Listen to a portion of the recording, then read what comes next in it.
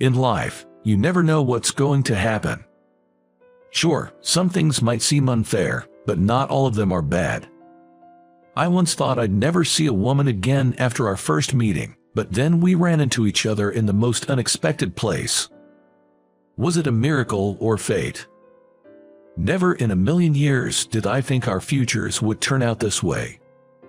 My name is Jake, 30 years old. I work in the product planning department at the headquarters of a food company.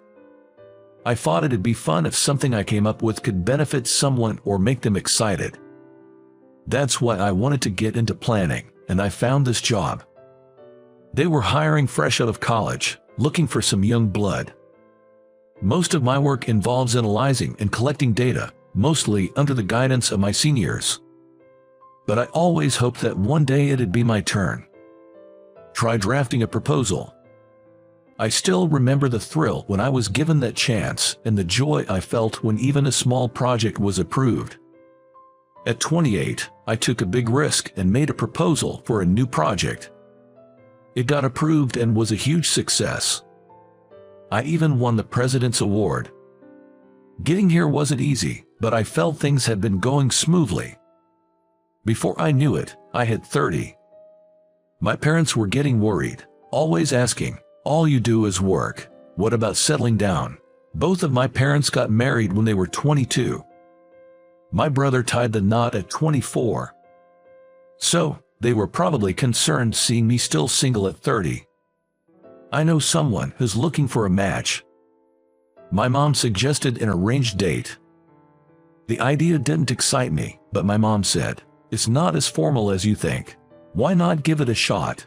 Apparently, she had already shown that person my picture. I was annoyed she did that without asking, but she said the response was positive. The woman's name is Catherine. She's 28 and works as a nurse. "I'll send you her picture, take a look." My mom, sounding quite excited, hung up the phone without waiting for my response. Soon after, a picture and a message were sent to my cell phone. She's the one in the middle. It looked like a fun pic with her colleagues. She had her hair neatly tied up, and her smile was radiant. My phone buzzed again, a message from my mom. "Jake, she's totally your type, right?" My brother had seen the photo too and thought Catherine was right up my alley. That's my brother. He hit the nail on the head, and I couldn't help but laugh out loud reading my mom's message. To be honest, I've been so consumed with work since starting my job that I haven't been dating. Now, I'm not even sure how to go about finding someone. I do think about getting married someday. I felt like maybe it wouldn't hurt to just meet up once. It seems the lady in question, Catherine, isn't keen on a formal arranged date either. The idea was for the two of us to meet up and maybe grab dinner. We decided to have a date, but just the two of us without any matchmakers. We exchanged contact information and set a date. It turned out both of us were free the following Saturday. I was looking forward to the day we'd meet. However, on the day before the date, an unexpected situation arose. "You've got a transfer order." Called into the manager's office, I took the order and my eyes widened. "Is this?" I was at a loss for words. The sudden transfer was shocking enough, but to top it off, the new location was in what could be described as a rural branch office in another state. I have heard that the department has a small number of employees and is just a task-oriented department. Within the company, it had a certain reputation as where the sidelined employees ended up. Seeing my shock, the manager said, "It's perfect for you. You can speak your mind and work as you like." Apparently, he had recommended me for this transfer. While HR and the higher-ups were skeptical, the manager was convinced that I'd bring fresh energy and boost business, or so he claimed. Whether it was true or not, I heard the CEO had high hopes for my transfer too. "You're lucky," the manager said with a smirk. Why did this happen? That's when it hit me after hearing the words, "You can speak your mind and work however you want." Ever since I won an award within the company, the manager's attitude towards me changed drastically. "Hey, Jake, where's that report I asked for?" Looking back, that was the beginning. "Which one are you referring to?" "You know, the one I asked for a week ago," he retorted, his brows furrowing with frustration. But I had no recollection of him asking, and it was rare for him to make direct requests. Without any specifics, he publicly reprimanded me. "Don't get ahead of yourself, all right. I don't know why the director lied about asking me to do it, but he just lectured me and left." There were no urgent follow-up instructions either. I figured he must have been mistaken. However, from then on, he became more confrontational, often making snide remarks. That's when it hit me. A while back, there was a project that the manager pushed through based on his whims. Most of its content was his brainchild. However, it resembled a proposal that had been rejected in the past. Other companies had tried something similar and failed, and it wasn't in line with current market needs. While many disagreed, no one dared to oppose the manager. I, however, offered him some advice. It seems he didn't take kindly to it. That's probably why he targeted me. I regretted speaking up, but continued to work diligently while trying to avoid upsetting him. Seems it didn't work. And as a result, I got what felt like a demotion. "You're moving in 2 weeks. Make sure you hand everything over properly." With that, the manager walked away with a spring in his step. Now, with this transfer looming, the arranged date was the last thing on my mind. The new location was out of state and seemed like a dead end for my career. I thought I should call off the date before things got serious. However, I had already made a reservation at the restaurant. Canceling last minute didn't feel right, and telling Catherine over the phone seemed too rude. I decided to meet her in person and apologize. The next day, I met Catherine in front of the restaurant. Seeing her warm smile made my heart heavy. We entered the private room I had reserved for the occasion. Immediately after sitting down, I said, "Hey." I informed Catherine that I received a transfer order yesterday, that the new destination is far away, out of state, and I was assigned to a lesser-known department. It's a role with no potential for growth, and I had no idea what the future would hold. I couldn't possibly ask her to be okay with this. I also apologized for the inconvenience of meeting under these circumstances today. You could have just called, but you took the trouble to tell me in person.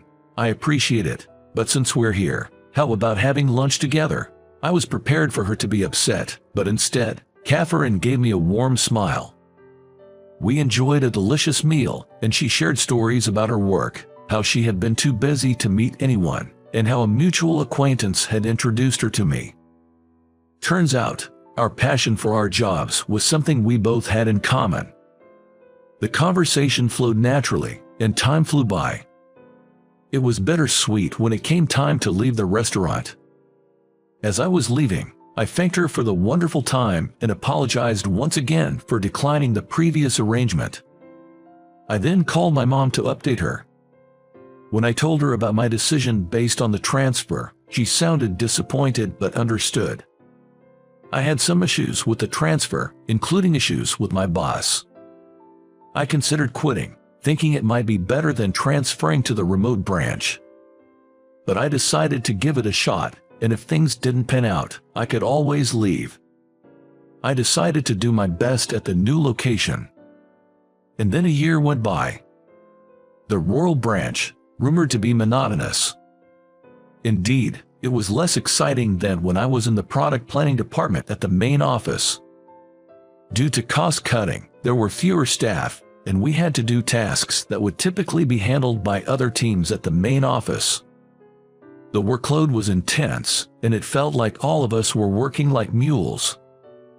Working overtime nonstop, I've been guzzling energy drinks just to keep going. It's been really tough on my body.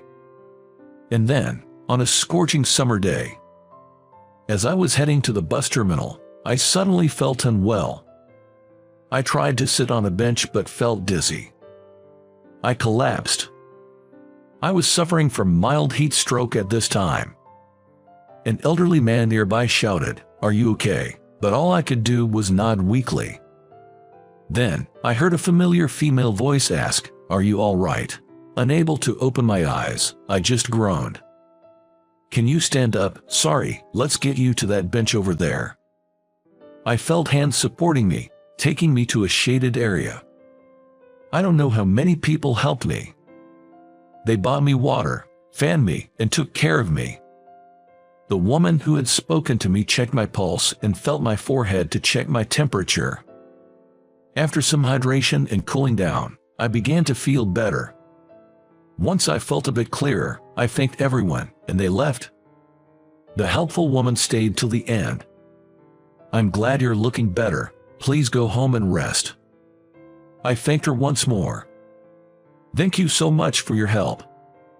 I looked up and met her eyes, and exclaimed, "Wait." She smiled. "I thought so. It's you, Jake, right?"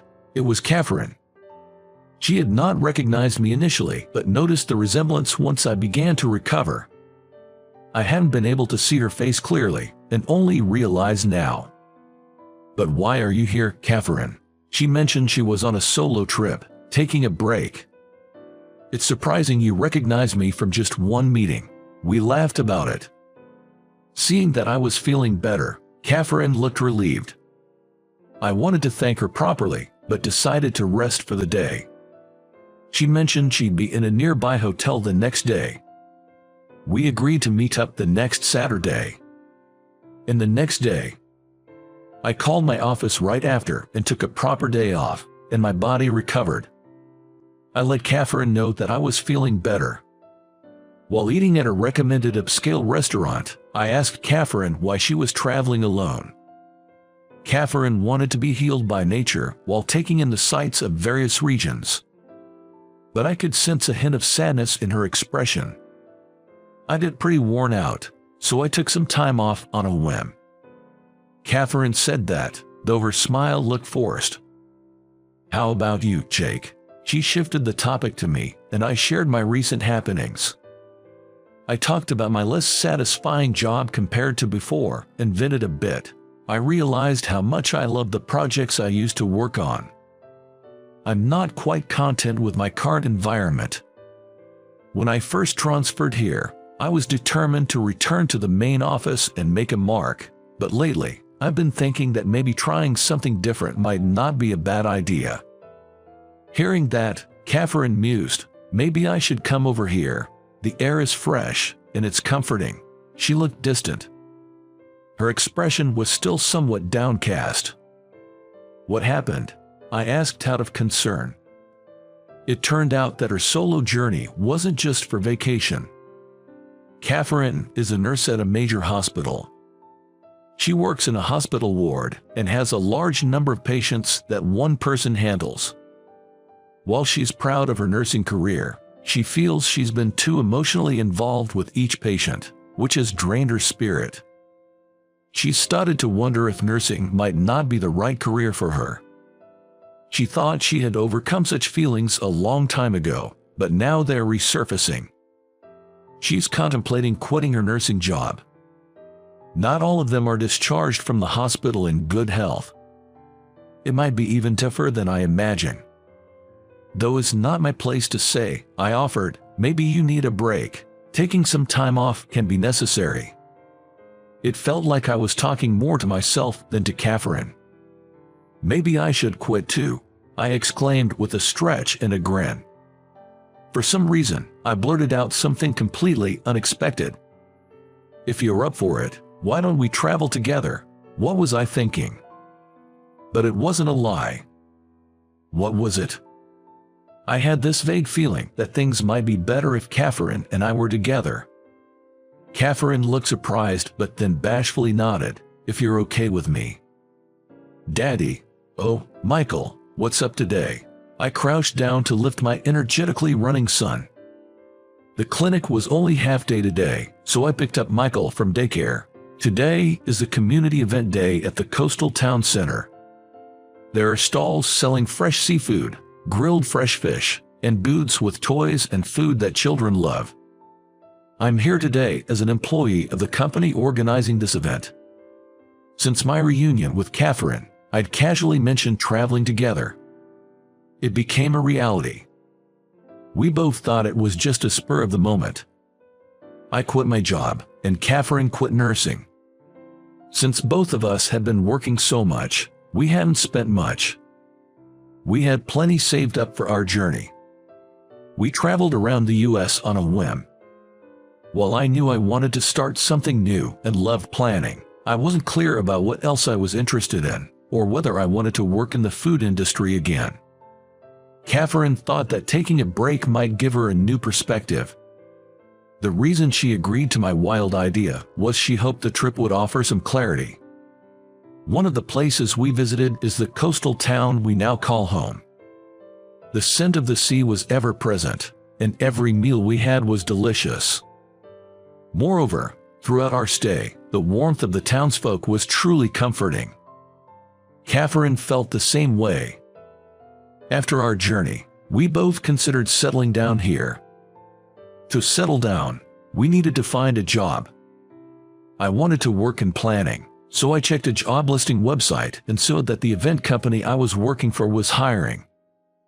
Based on my past work, whether it was in food or miscellaneous goods, I had been thinking narrowly, but I immediately thought, this is it, for someone else. To bring excitement. My core reasons for wanting to work in planning hadn't changed. The event company's website made my heart race even more. That's how I ended up joining the event company. And Catherine, she found work at a clinic. Catherine, who took the time to reflect on herself during our travels. She remembered when she aspired to be a nurse. If she could support someone, even just a little. She realized her pride in nursing and her feelings hadn't changed. During our travels, there were several instances where Catherine assisted sick people. Perhaps it's a nurse's intuition. Not that they were collapsed or huddled, but by observing their movements and complexion, Catherine would approach and ask, "Are you okay?" With swift actions, she'd calm them down, or make them feel a bit better, just like she did for me. I often think nursing is her true calling. I believe Catherine realized that too. Without hesitation, Catherine searched for a nursing job. And she found her current clinic. The clinic is closely connected to the local community. She said she hoped to support the folks in our beloved town. Our trip with Catherine, though spontaneous, never felt out of place. Being with her felt natural, or rather, there was an overwhelming sense of excitement. Our bond quickly grew closer. After living in this town for a while, with the thought, if it's with Catherine in mind, I made a heartfelt confession, almost like a proposal, asking, "Would you stay with me from now on?" To my joy, Catherine felt the same way. We dated for about a year, and then we got married. And then our son, Michael, was born. By the way, my family wasn't surprised when Catherine and I got married. They had anticipated this from the time we started our trip. Especially my mom and older brother, they still claim they played Cupid. Catherine's family is also supportive, happy to see her smiling, even though we're living far away. Had I not met Catherine, I might not have taken such a bold step. Looking back, that unexpected job transfer might have been a turning point leading to this happy future. Far from being a demotion, I think of it as a promotion. But the courage I had at that time is still a mystery to me. What was that about? It was strange, right? Catherine and I often reminisce and laugh about it. Maybe it was a mix of a miracle and destiny. While cherishing these happy moments, I hope we can keep smiling in this town we love so much.